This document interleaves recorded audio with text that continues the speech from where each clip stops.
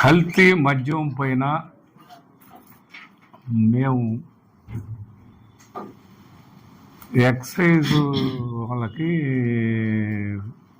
Memorandum ఇవ్వటానికి వెళ్తూ ఉన్న సందర్భంగా వెళ్ళి అక్కడ మెమోరాండం ఇచ్చి ఈ కల్తీ మద్యం వల్ల చాలామంది చాలా ఇబ్బందులు పడుతున్నారు. ముఖ్యంగా రోడ్ల మీదనే మందు దాగి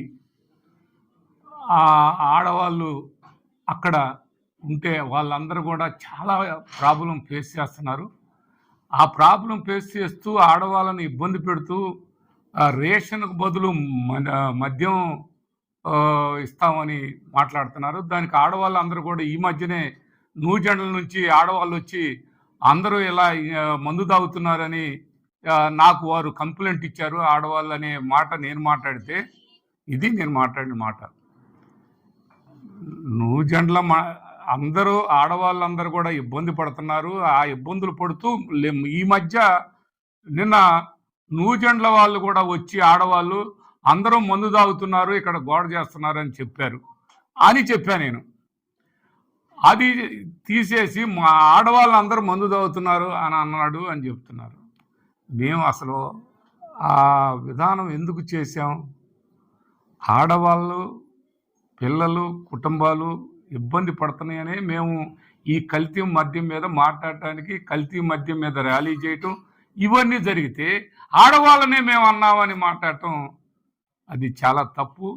మీరు చేసినటువంటిది ఆడవాళ్ళందరూ కూడా మీరు ఒకసారి ఆలోచించండి. అది అక్కడ నేను అట్లా అనలేదు, అనున్నానని మీకు వాళ్ళందరూ చెప్తే దాన్ని మీరు అర్థం చేసుకోండి.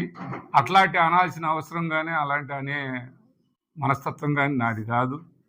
మీరే ఆలోచించండి. నేను నియోజకవర్గంలో అక్క చెల్లెమ్మలందరికీ నేను మాట్లాడిన మీటింగులు కూడా ఉన్నాయి. అక్క చెల్లెమ్మలందరికీ, ఆడబిడ్డలందరికీ నాకు ఇంతమంది నియోజకవర్గంలో నా ఆడబిడ్డలు, నా అక్క చెల్లెమ్మలు ఉన్నారు అని నేను చీర ఇస్తే ఆ అన్న చీరిస్తుండని అందరూ తీసుకున్నారు. అక్కడ పార్టీలు కూడా ఎక్కడ లేకుండా ఇవ్వాలి అని చెప్పి అలా ఇచ్చాను. అట్లా అందరినీ నా సోదరీమణుల్లాగానే అనుకుంటానని మీ అందరికీ సందర్భంగా తెలియపరుచుకుంటూ, ఎక్కడ నేను అట్లా అనలేదు.